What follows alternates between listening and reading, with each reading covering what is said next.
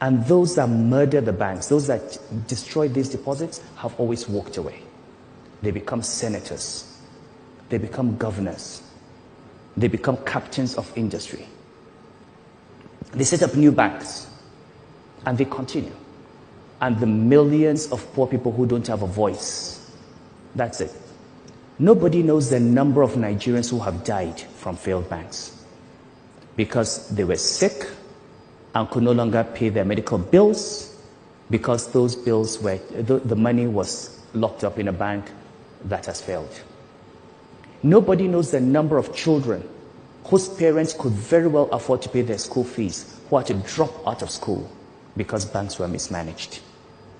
So we use this as one instance, as one example of what you can do if you're willing to confront these vested interests and deal with them and protect the poor for the first time. But the banking industry is just one part of Nigeria. What is happening in other areas? So, take the oil industry. We're talking about fuel subsidy. In 2009, this country paid 291 billion naira as subsidy for petroleum products. By 2011, this number had jumped to 2.7 trillion naira. Did we start consuming 10 times as much petrol? Do we have 10 times as many cars? Did the population of Nigeria multiply 10 times? I did not believe those numbers. I screamed against those numbers, and what people screamed. Of course, we tried to remove subsidy. There was Occupy Nigeria. There have been investigations. And what did we discover?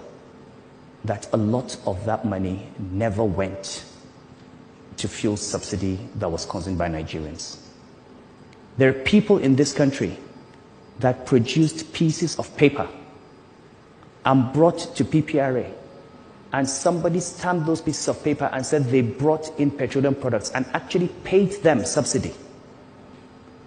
And those pieces of paper said, I brought 30,000 metric tons on so-so ship, and we discovered that that ship was nowhere near the coast of Nigeria on that date. We have seen vessels that did not even exist that had been retired on bills of lading, and money has been paid. And you know what? None of them, as I speak to you, has gone to jail. This is the only country in the world where you have something called oil theft, where vessels can simply come and take crude oil and literally just drive out of the country. You see the numbers every day, 100,000, 200,000, 400,000 barrels a day. Nobody even knows. 7.3 billion naira. How does anybody take oil in a vessel and leave a country? We've got the Navy, we've got NIMASA, we've got security services, you've got the oil companies themselves.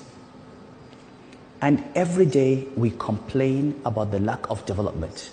We don't have development because vested interests continue to rape this country and continue to take the money out. And the only way you're going to move from potential to reality is to stop preaching and start asking yourself, how can we overcome the fear of vested interests and how can we confront them?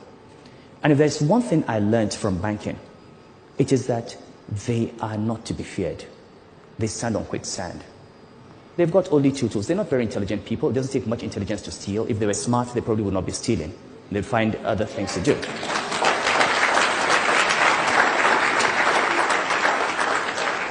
They have two weapons, and two weapons only. First is, how much do you want? And if you don't want anything, then I'm going to destroy you. If you don't want their money, and if you're not afraid of them, you destroy them. There's nothing else in there. You're more intelligent, and we've got to ask ourselves as a country, how have we allowed ourselves to be reduced to a level that is so far below our potential? A few weeks ago, I was in Lagos at Tinubu's birthday at the colloquium, and I spoke to young people. I said, we have 65 million young people in Nigeria. I'll give you one idea. You have 65 million youth in Nigeria. What does it take for one of you to get your votes and be the president of this country? What does it take for you to say, you're tired of my generation?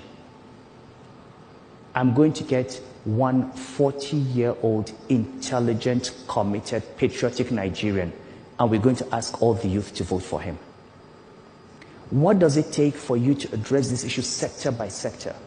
Identify these interests one by one and confront them.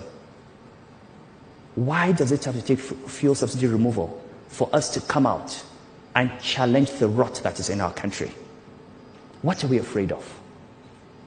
We're afraid of losing the security that we have today.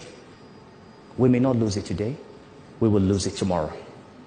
So if there's one thing I have, one message I have for every Nigerian, is to remember that the problems of this country are enormous. The solution is simple. And that solution is we must recognize that at the heart of the problem of Nigeria, at the heart of 90% of our issues, from Boko Haram to religious crisis, to ethnic crisis, to unemployment, to the lack of education, to the lack of healthcare, is that there are people who profit from the poverty and underdevelopment of this country. And these people are called vested interests. And so long as they remain entrenched, and so long as we do not overcome our fear of them and dislodge them, we are not going to find a solution to this problem, and we're not going to reach our true potentials. My time is up. Thank you very much.